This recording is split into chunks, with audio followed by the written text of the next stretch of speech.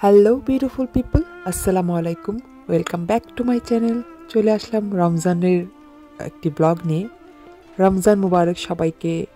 রমজানের শুরুতেই সবাই নিশ্চয়ই অনেক কিছু প্রিপেয়ার করে।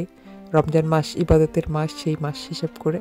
তো আমিও সেই মাস হিসেব করে আগে থেকে কিছু প্রিপেয়ার করে রাখছি। সেইটা নিয়ে আপনাদের সামনে আজকে একটা ভিডিও রেডি করেছি। তো আশা করছি আপনাদের ভালো লাগবে।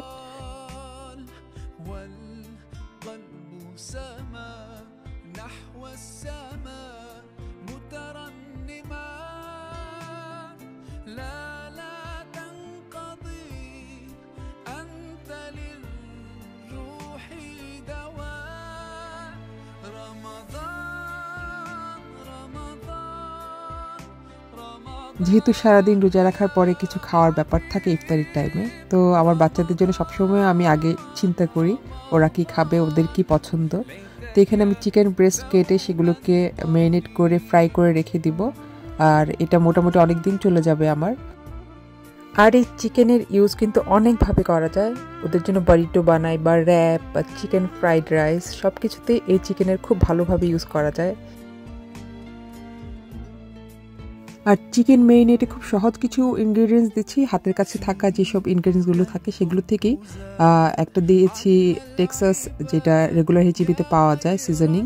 সাথে দিয়েছি পেপরিকা, চিলি ফ্লেক্স, আর দিয়েছি চিকেন স্টক আর ব্ল্যাক পেপার, লবণ। এগুলো দিয়ে আদা রসুনের পেস্ট দিয়েছি হাফ চা চামচ করে, দিয়ে আমি 2টা ডিম দিয়েছি, দিয়ে এগুলোকে ভালো করে মেখে নিয়েছি।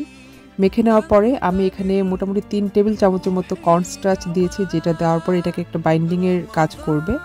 এটাকে আধা ঘন্টা ম্যারিনেট করে রাখার পরে আমি সামান্য তেল দিয়েই ফ্রাই প্যানে এগুলোকে হালকা ভেজে নিব, এবং সবগুলো একসাথে না দিয়ে অল্প অল্প পরিমাণে দিয়ে আমি এগুলোকে ভেজে নিচ্ছি। আর এগুলো যেহেতু চিকেন ব্রেস্ট, এগুলো ভাজতে বেশিক্ষণ সময় লাগে না। প্রতিটা পার্ট মোটামুটি 3 থেকে 4 মিনিটের মধ্যে ভাজা হয়ে গিয়েছে। তাহলে এগুলো একটু জুসি থাকে, একটু মানে খেতে ভালো লাগে। আর বেশিক্ষণ কুক করলে কিন্তু চিকেন ব্রেস্ট একটু রাবারি টেস্ট হয়ে যায়, তো এটা আমার বাচ্চারা একদমই পছন্দ করে না। তো আমি অল্প পরিমাণে দিয়ে এগুলোকে ভেজে উঠিয়ে নিচ্ছিলাম।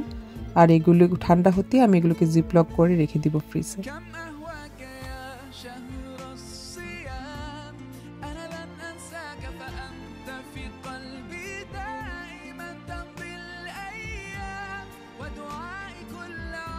এবার ঘর সাজানোতেও কিন্তু বেশি সময় দেইনি, যাই ছিল আমার কাছে আমার স্টকে সেগুলো দিয়েই সাজিয়েছি। আর আমার কাছে হালকা সাজিয়ে ভালো লাগে। বাট যাই হোক, এখন চলে যাচ্ছি অন্যান্য টুকটাক কাজ। আমাদের রোজার মাসে কিন্তু কাঁচা মরিচ, ধনেপাতা, পেঁয়াজের খুব ব্যবহার হয়।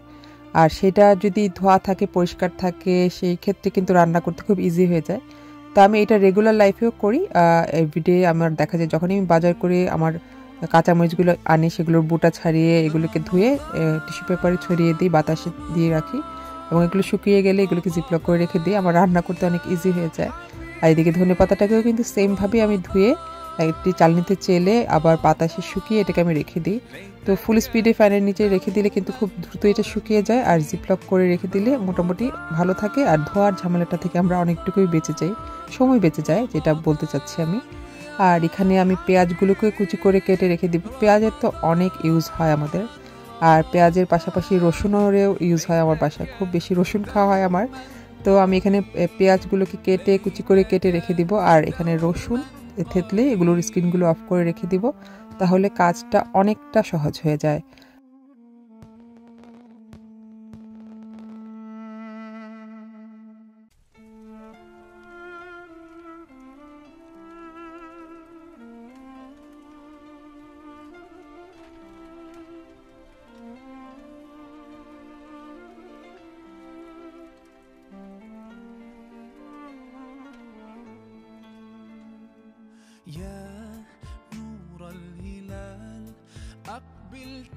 এই যে আমার রসুন ছিলেও তৈরি হয়ে গেল, এগুলো একটা বক্সে করে ফ্রিজে রেখে দিব। আর এখানে আমি সমুচা বানাবো, সেজন্য কিমার সাথে ভেজিটেবল দিয়ে রান্না করে নিয়েছি। এগুলো দিয়ে আমি সমুচা তৈরি করব। ঘরে তৈরি সমুচা আসলে আমার খুব বেশি ভালো লাগে। আর এখানের কেনা সমুচা খাওয়া হয়েছে, ভালো লাগেনি টেস্ট, সেজন্যই ডিসিশন নিয়েছি যে সমুচা তৈরি করব। তো এখানে প্লেন ফ্লাওয়ার দিয়ে একটা বাইন্ডিংয়ের জন্য পানি দিয়ে গুলিয়ে নিচ্ছে। এটা আপনার গ্লুয়ের কাজ করবে, কারণ সমুচা বানানোর সময় একটা ফোল্ডে গিয়ে গ্লু লাগিয়ে এটাকে কভার করতে হয়। তো সেটাই এক এক করে আমি সমুচাগুলো বানিয়ে নিচ্ছি। খুব এক্সপার্ট না, তবে খেতে খারাপ লাগে না, ভালোই লাগে।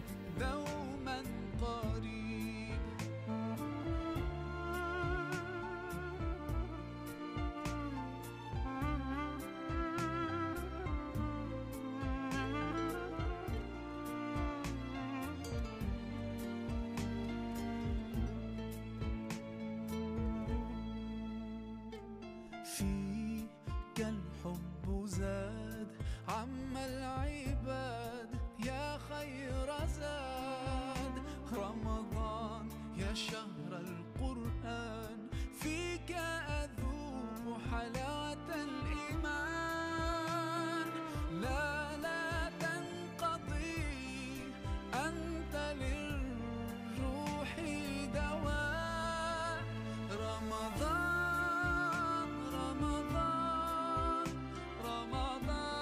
এই যে আমার সমুচাগুলো তৈরি হয়ে গিয়েছে। সমুচাগুলো আমি তখনই ভেজে খেয়েছি টেক্সচারটা বোঝার জন্য যে কয়টা ফোল্ড লাগবে। তো মাশাআল্লাহ খুব মজা হয়েছে। এগুলোকে এখন ফ্রিজ করে রেখে দিব জিপলকে ভরে।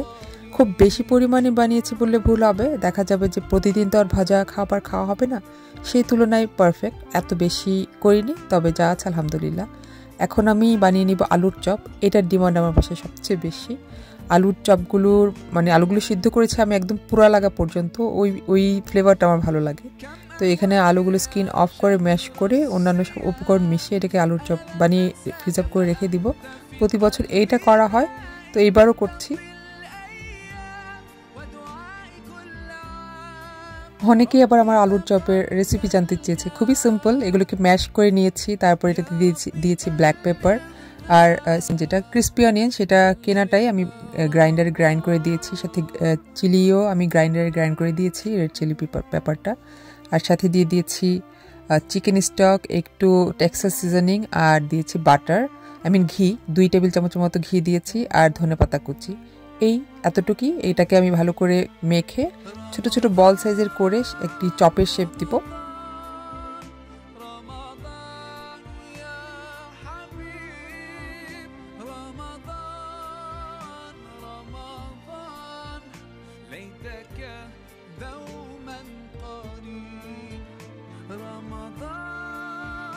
আলুর চপ তো তৈরি হয়ে গিয়েছে, বাট এটাকে আরেকটু মজা করার জন্য যেটা আমি করি, কর্নফ্লাওয়ারে একটু গড়িয়ে নিই, তারপরে একটা ডিমে গড়িয়ে আর ব্রেড ক্রামসে ফাইনাল কাভার করে আমি এটাকে রেখে দিই। এভাবে রাখলে যেটা হয়, আলুর চপ তো হয়, বাট একটা ক্রিস্পিনেস আসে ভাজার পরে, খুব ভালো লাগে। বাচ্চারা এটা খুব বেশি পছন্দ করে। আর সিম্পল আলুর চপটা আর খাওয়ানোই হয় না, দেখা যায় যতবারই আলুর চপ করি এইভাবে আমার প্রিপেয়ার করতে হয়। এটা সেকেন্ড আরেকটা জব, যেটা না করলেই না, বাচ্চাদের পছন্দ বলে কথা। তো এইভাবে করে আমি সবগুলোকেই কোট করে নিব।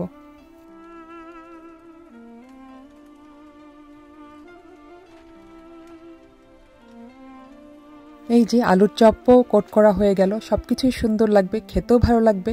বাট বিহাইন্ড দ্য সিনে সুন্দর রাঁধুনি যারা, তারা কিন্তু এগুলো দেখায় না, কারণ তারা খুব ভালো রাঁধুনি। আমি খুব একটা ভালো রাঁধুনি না বলেই দেখালাম। আর এখানে আমার কোট করা কাবাবগুলো আমি ডিপ ফ্রিজে রেখে দিব। তারপর এটাকে শক্ত হয়ে যাওয়ার পরে এগুলোকে বের করে নিয়ে জিপারে রেখে আমি আবার ফ্রিজে রেখে দিব আনটিল রমাদান পর্যন্ত।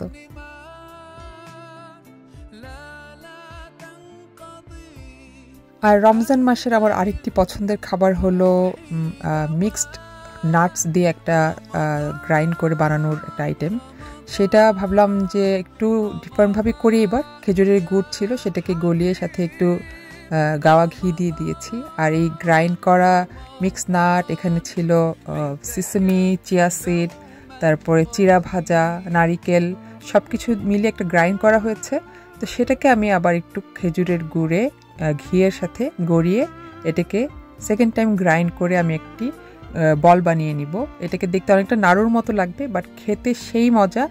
আর এইটা হলো আফটার ইফতার, নামাজের পরে টুকটাক কিছু খেতে ইচ্ছে করে না, সেটা খাওয়ার অনেকটা মজা এটা এখানে আমি পাই। আর আমার খুব পছন্দের একটি খাবার, ভাবলাম আপনাদের সাথে শেয়ার করি।